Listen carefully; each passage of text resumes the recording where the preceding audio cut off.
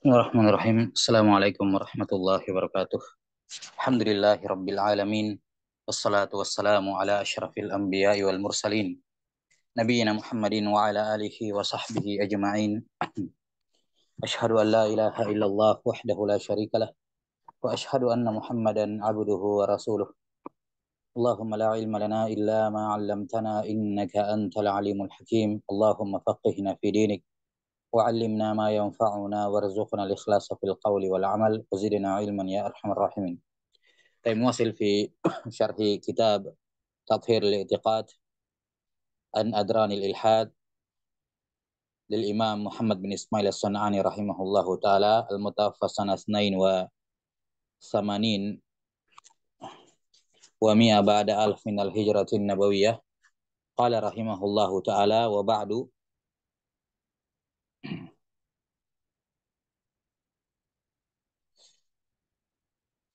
Kata beliau rahimahullah, wa ba'du fahada tathhirul i'tiqad. Wa ba'du, sebagaimana yang maklum, ini adalah kalimatul fasal ya yang didatangkan untuk berpindah dari muqaddimah ke inti pembahasan.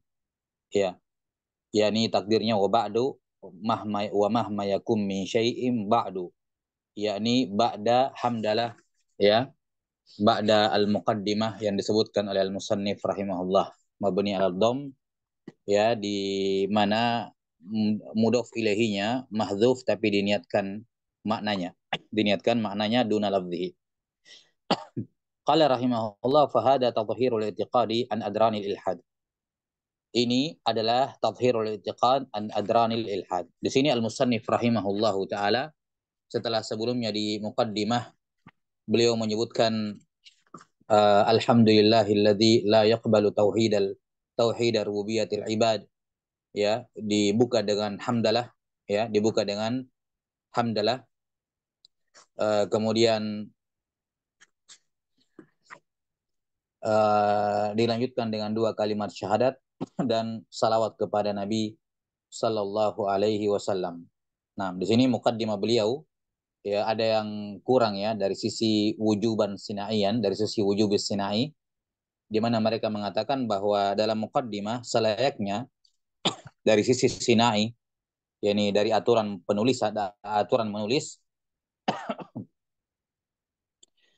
selayaknya mukaddimah berisi 4 hal, yaitu basmalah, kemudian hamdalah, kemudian salawat dan taslim kepada Nabi Sallallahu Alaihi Wasallam. Di matan tidak ada basmalah ya. Ini di nuskha syarahnya Syekh Hamad bin Abdul Muhsin At-Tuwaijiri.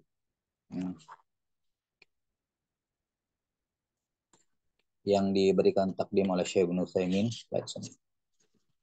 Baik.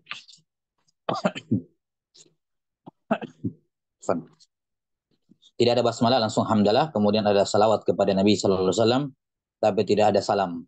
Ya, tidak ada salam, dikatakan sallallahu alaihi wa ala alihi wa tabi'in. Tidak ada salawat, tidak ada salam. Nah, dan ini teranggap naqis ya, teranggap naqis. Ya, Allahumma kecuali kalau beliau mengucapkan salam dengan lisannya atau takwil-takwil yang lain yang biasa disebutkan oleh para ulama ketika ada yang kurang. Seperti misalnya tidak ada basmalah, mungkin beliau mengucapkan basmalah dengan lisannya atau yang semacamnya. Allahu a'lam bishawab, tapi yang jelas zahirnya muqaddimah al-musannif tidak ada basmalah dan tidak ada salam kepada Nabi sallallahu alaihi wasallam, padahal ini dua perkara yang wajib secara wujuban sinaiyah. Kemudian selanjutnya mereka juga menyebutkan sunnah-sunnah, hal-hal yang mustahab secara sinai. Dari sisi dari sudut pandang aturan penulisan, ada hal-hal yang tidak wajib ada tapi dianjurkan ada. Misalnya mereka menyebutkan ada 4 perkara juga. Yang pertama adalah nama al-musannif, kalau bisa disebutkan namanya, yaqulu fulan gitu ya misalnya. Kemudian yang kedua adalah unwanul kitab, judul kitabnya apa. Nah, di sini al-musannif rahimahullah menyebutkan unwannya, tathhirul i'tiqad an adranil ilhad. Kemudian yang ketiga hendaknya muqaddimah menyebutkan sababut ta'lif. Iya, wajib apa sebab penulisan. Di sini beliau akan sebutkan nanti apa sebab penulisannya. Ini terpenuhi syarat. Kemudian yang keempat adalah bara'atul istihlal. Bara'atul istihlal itu adalah muqaddimah yang kata-katanya mencerminkan isi dari pembahasannya. Dan ini beliau lakukan. Ya, sudah kita sebutkan kemarin. Alhamdulillahilladzi la yaqbalu tauhida rububiyatih dan seterusnya. Ini jelas bara'atul istihlal. Jadi dari 4 hal-hal yang disunnahkan dalam tanda kutip ya, yang dianjurkan dalam penulisan ada 4.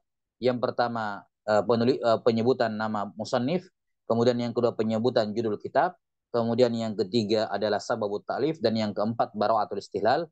Semuanya ada di sini kecuali satu, yaitu penyebutan nama al-musannif tidak disebutkan. Adapun bara'atul istihlal sudah kita sebutkan ya sebelumnya, ini bara'atul istihlal muqaddimahnya beliau. Kemudian unwan, judul kitabnya beliau sebutkan fahada tatahirul i'tiqad an adranil ilhad. Ini jelas.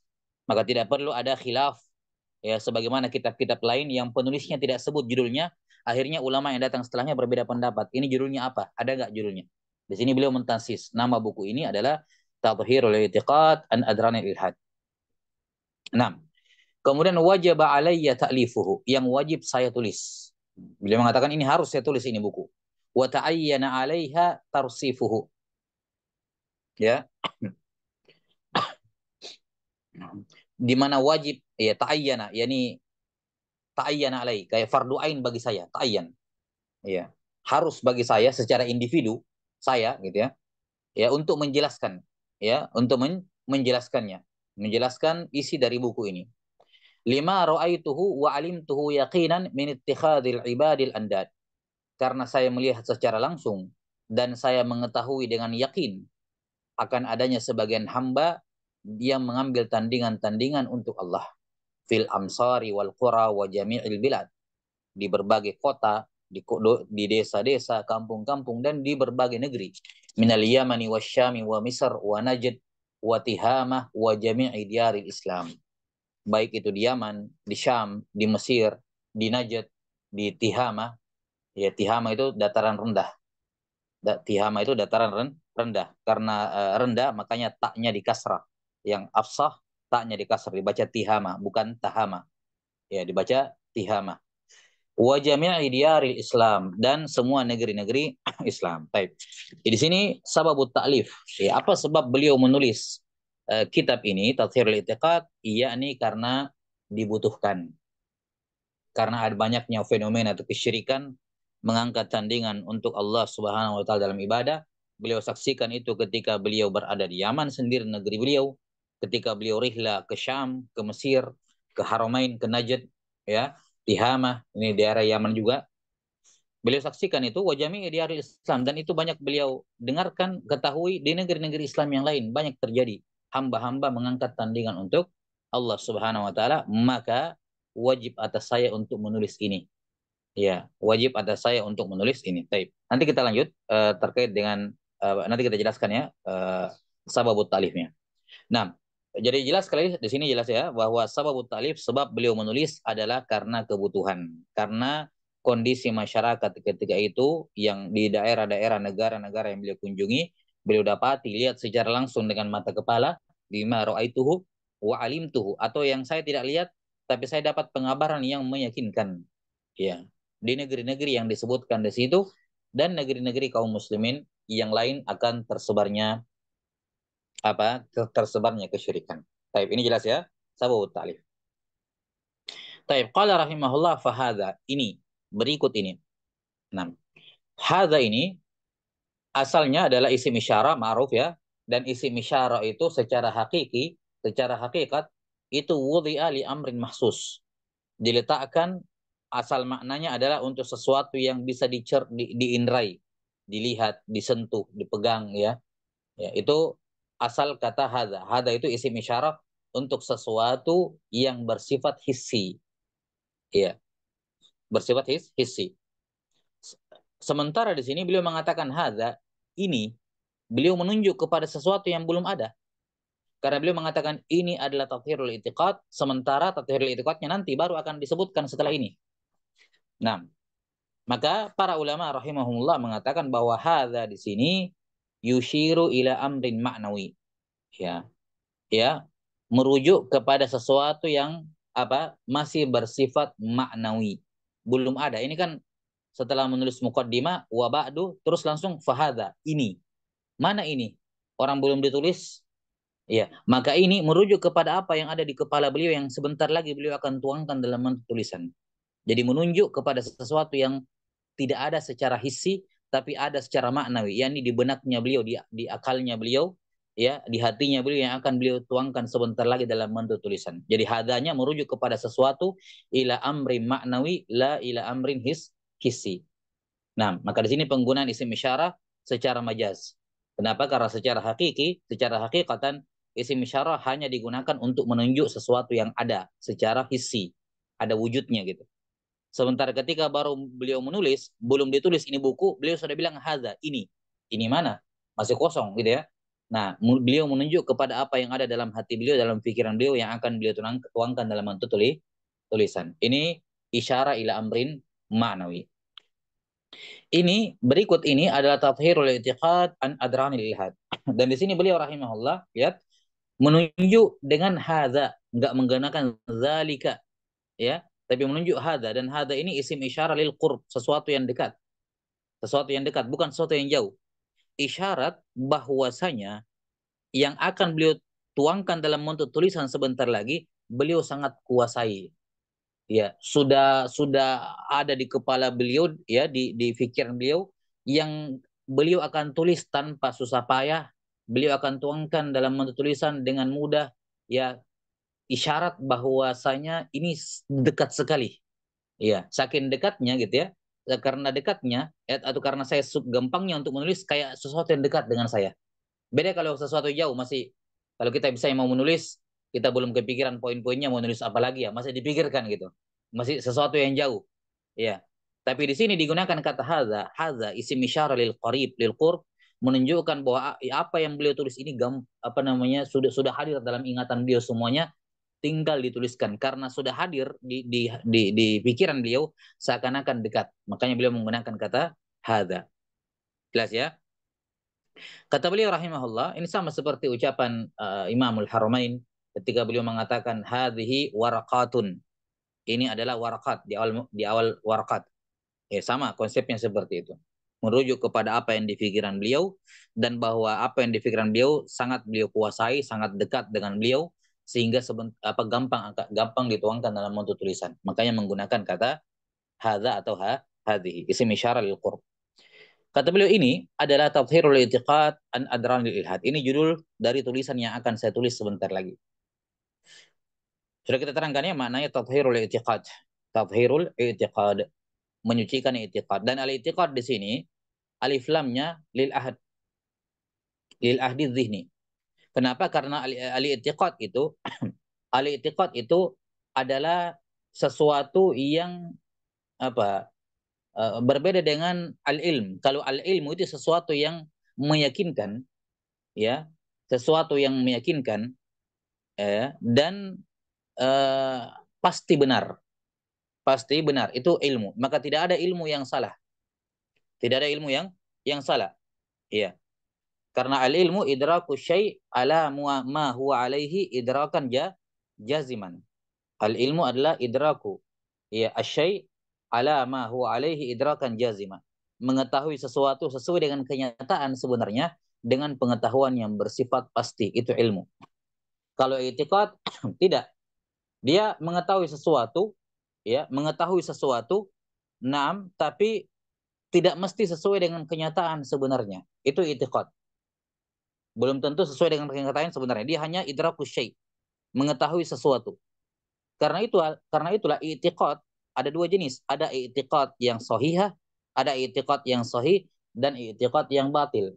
Sama kalau katakan akidah sahihah, akidah batilah. Karena i'tiqad akidah ini dari madah yang sama, ya kan? Dari kata huruf ain, qaf dan dal, maknanya sama. Karena itulah dikatakan akidah sahihah, akidah fasidah, ya, i'tiqad sahih, i'tiqad batil. Nah, kenapa? Karena tidak ada seorang pun, ya, dari kalangan mukallafin, dari kalangan manusia yang berakal, kecuali dia punya i'tiqad. Orang Nasrani punya i'tiqad, Yahudi punya i'tiqad, Majusi punya i'tiqad, ya, Jahmiyah punya i'tiqad, semuanya punya i'tiqad. Semua manusia punya i'tiqad. Tapi ya tidak semua manusia i'tiqadnya sahih. Ada i'tiqadnya yang batil. Kapan dikatakan i'tiqadnya batil? Kalau tidak sesuai dengan kenyataan sebenarnya. I'tiqad yang sahih itulah yang dikatakan dengan ilmu, mengetahui sesuatu sesuai dengan kenyataan sebenarnya, dan dia bersifat idrakan jaziman, sesuatu yang bersifat pasti. Sementara i'tiqad itu apa namanya, secara umum belum tentu bersifat idrak jazim. Kenapa? Karena kayak Yahudi dan Nasrani, mereka punya i'tiqad tapi disebutkan dalam Al-Quran mereka apa? Mereka sendiri ragu-ragu terhadap akidah mereka. Ya. Mereka sendiri tidak yakin dengan akidah mereka. Menunjukkan i'tiqad tidak mesti jazim. Nah, karena itulah i'tiqad ada dua, i'tiqad yang sahih dan i'tiqad yang batil. I'tiqad yang sahih ini muradif dengan ilmu karena ia ma huwa idrak ma huwa alaihi dan juga bersifat jazim, idrakan jaziman. Sementara i'tiqad yang fasid, i'tiqad yang batil ini apa? Berbeda dengan apa? Bighairi ma huwa alaihi, berbeda dengan kenyataan sebenarnya dan bisa jadi juga apa? Idrak ghairu jazim dan tidak bersifat pasti. Nah, maka sekali lagi semua itikad, semua manusia punya itikad, tapi itikad yang sahih hanyalah itikadul Islam. Al-aqidah al-Islamiyah hanya itu itikad aqidah yang sahihah. Nah, karena itulah alif lam dari kata al-i'tiqad di sini alif lam lil ahdi dzihni. Yani kita sudah tahu bersama menyucikan i'tiqad.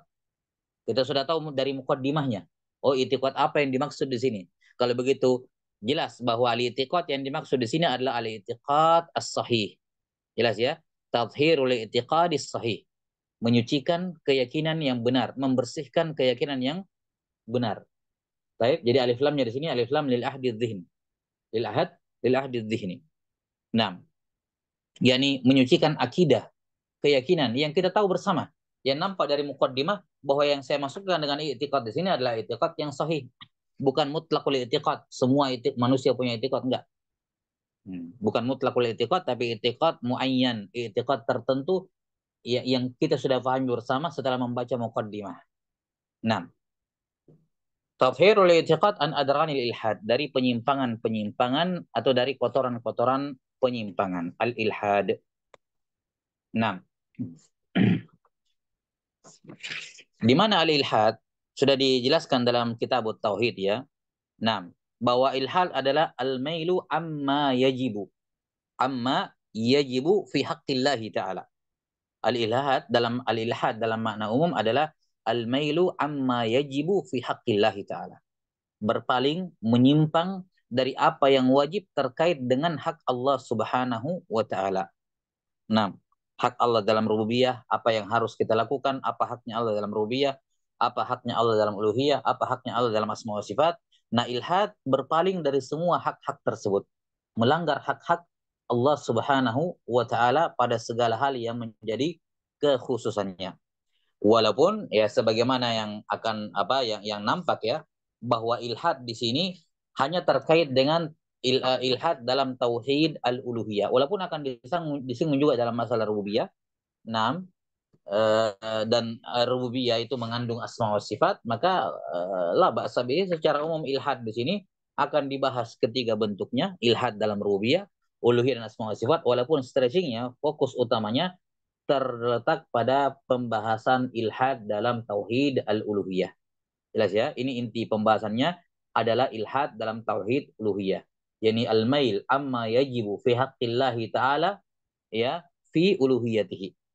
Ya, berpaling, menyimpang dari apa-apa yang wajib terkait dengan hak Allah Ta'ala pada uluhiyahnya. 6. Tapi apa pembahasan rububiyah dan asma wa sifat itu mengikut.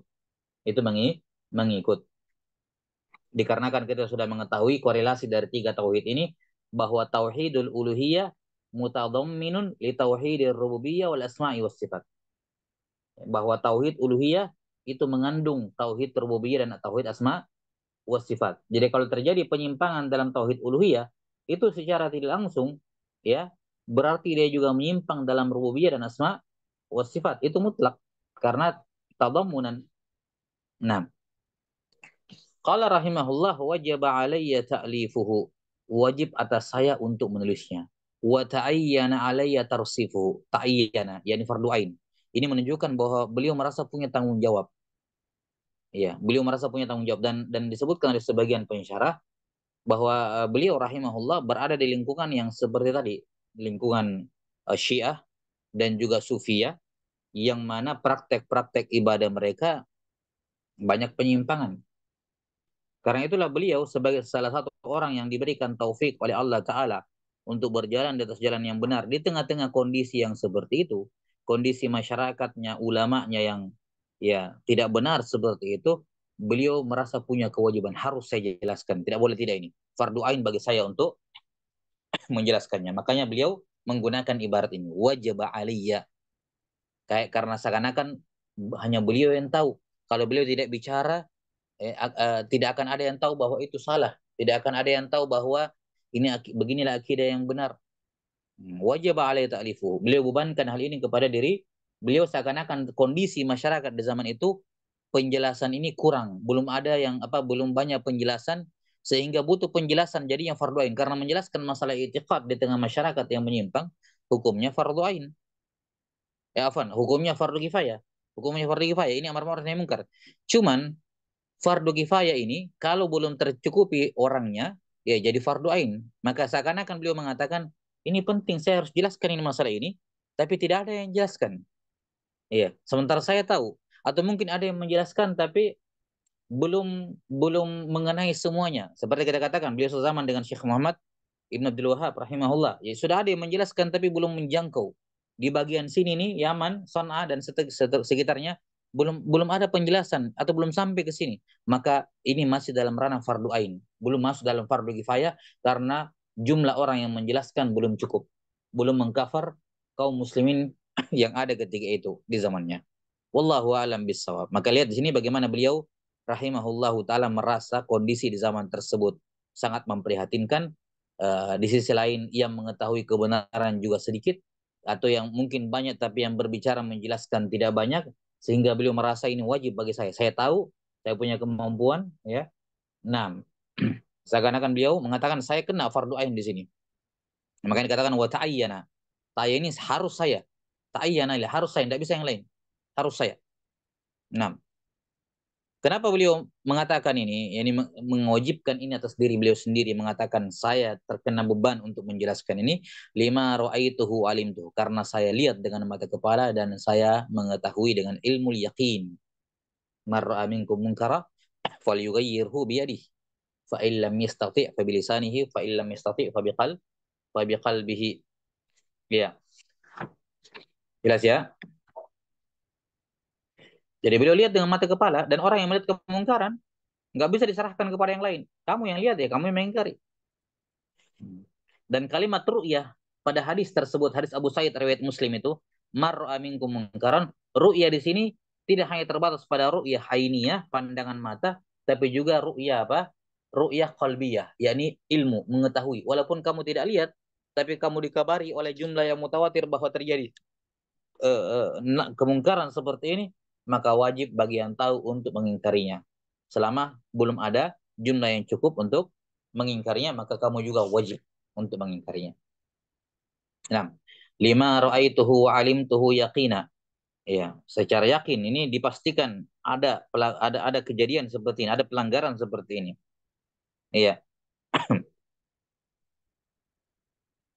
Kata beliau rahimahullah, jadi ada yang saya lihat langsung, ada yang cuma saya dengar kabar. Tapi kabar ini mencapai taraf yakin bagi saya. Ya, apakah mutawatir dan seterusnya. Kata beliau apa yang beliau lihat, apa yang beliau ketahui, min. Jadi minnya sini lil bayan. Ya, menjelaskan domir hak, lima ra'aituhu wa alimtuhu. Apa yang saya lihatnya, apa yang saya ketahui tentangnya. Apa itunya? Min, berupa. Jadi min di sini lil bayan. Min ittikhadil ibadil andad, berupa perbuatan hamba-hamba mengangkat tandingan-tandingan untuk Allah. Sudah kita sebutkan bahwa al-andad ini ada dua ya. Nah, al-andad ada dua. Ada al-andad atau al-andad jamak nidun. Naam, di mana ini nid terbagi menjadi dua. Ada yang nid sifatnya syirik akbar, dan ada nid yang sifatnya syirik asgar, seperti yang sudah kita jelaskan. Ya, di mana kejadian ini tidak hanya terjadi di satu negeri, satu daerah, satu kampung, tapi tersebar di berbagai kota, berbagai kampung-kampung, negeri-negeri kaum muslimin. Ya, lihat fil amsar, wal qura wa jami'il bilad. Di Mesir, di kota-kota besar, wal qura, di qaryah, kampung-kampung, wa jami'il bilad, dan di berbagai negeri kaum muslimin. Kemudian min di sini untuk menjelaskan apa? Jami'il bilad minal Yaman. Ya. Ini menjelaskan al-bilad. Bilad apa yang dimaksud di sini? Min, berupa. Ini lil bayan juga. Negeri Yaman, Syam, Mesir, Najd, Tihamah, dan semua negeri Islam lainnya. Dan ini menunjukkan bahwa perbuatan mengangkat tandingan untuk Allah Ta'ala di zaman tersebut itu merebak. Merebak sampai-sampai itu menjadi jumhur, menjadi sawadul a'zam, gitu ya. Sampai-sampai lebih banyak orang melakukannya dibandingkan yang tidak. Lebih banyak orang yang mengangkat tandingan untuk Allah dibandingkan yang mengisahkan Allah dalam tauhidnya. Ya. Mereka yang berkuasa, mereka yang memiliki harta, mereka yang dekat dengan penguasa, maka itu menjadi tersebar karena didukung oleh kekuatan dan juga apa keuangan dari sisi harta. Maka wajar, ya, seperti yang disabdakan oleh Nabi sallallahu alaihi wasallam, bada al-islamu ghariba wa sayaudu ghariban kama bada, fatuba lil ghuraba. Islam itu lahir, datang dalam keadaan gharib dan akan kembali menjadi gharib. 6. Dan hal ini tentu saja sudah apa ya? Sudah pasti akan terjadi berdasarkan sabda Nabi sallallahu alaihi wasallam yang telah berlalu dalam kitab Tauhid pada bab anna ba'dhu hadhil ummah apa ya'budul ausan. Akan ada sebagian dari umat ini yang akan kembali menyembah berhala. Itu jelas akan terjadi. Wallahu taala alam bissawab. Kemudian beliau rahimahullah menyebutkan bentuk nid yang dimaksud di sini. Kan dikatakan ini terjadi di berbagai tempat, negeri, kampung, kota. Apa yang terjadi? Min ittikhadil ibadil andad. Hamba-hamba menjadikan mengangkat untuk Allah tandingan-tandingan.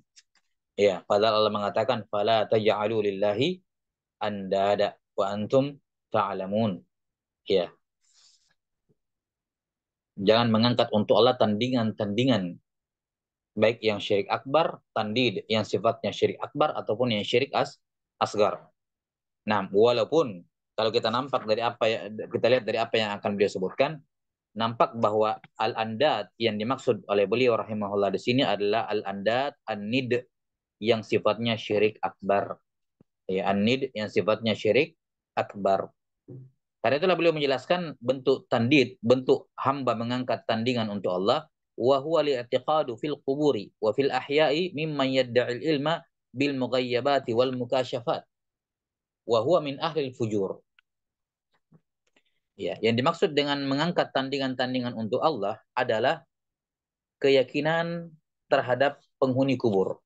Fil kubur yakni fi ahlil kubur. Jadi di sini mudofnya dihilangkan karena keyakinannya mereka bukan kepada kuburannya tanahnya, tapi kepada penghuni kubur yang dikubur di situ. Maka fil kubur maksudnya fi ahlil kubur. Iya, fi ahlil kubur yakni terkait dengan orang-orang yang sudah meninggal. Wa fil ahya dan juga kepada orang yang masih hidup. Mimma yadda'il ilm. Nah, maka di sini kata beliau, bentuk mereka yang beliau saksikan di berbagai negeri, yang beliau ketahui dari berbagai negeri, bentuk mereka mengangkat tandingan untuk Allah. Tandingan untuk Allah ini ada yang berupa orang sudah meninggal, sudah dikubur, ada yang masih hidup. Ya, ada yang sudah meninggal, ada yang masih hidup. Tapi itu tidak memberikan pengaruh hukum. Kenapa? Karena semakna. Mau orang yang dia yakini itu sudah meninggal, atau sudah hidup, atau masih hidup, selama dia meyakini bahwa orang itu yang sudah meninggal atau yang masih hidup itu, dia yakini bahwa dia mengetahui pengetahuan, dia memiliki pengetahuan terhadap perkara-perkara gaib, wal mukasyafat, dan apa tersingkap baginya hal-hal yang gaib, ya, hijab-hijab yang gaib sehingga dia bisa melihat segala sesuatu, ya, maka inilah letak dia menjadikan tandingan untuk Allah. Kenapa? Karena tidak ada yang tahu perkara gaib selain Allah Subhanahu wa taala. Ya. 6. Wala a'lamul ghaib. Kata Nabi sallallahu alaihi wasallam, wala a'lamul ghaib, saya tidak tahu perkara gaib. Malaikat juga tidak tahu perkara gaib. Ya. Nah, ketika Allah Ta'ala berfirman apa? Wa idh qala rabbuka lil malaikati inni ja'ilun fil ardi khalifah, ya. Nah, kami akan menjadikan di bumi khalifah. Nah, maka malaikat apa? Bertanya tentang hikmahnya. Menunjukkan mereka tidak tahu. Ketika ditanya ambi ini bi asmaihim, ambihum bi apa dalam ayat disebutkan apa?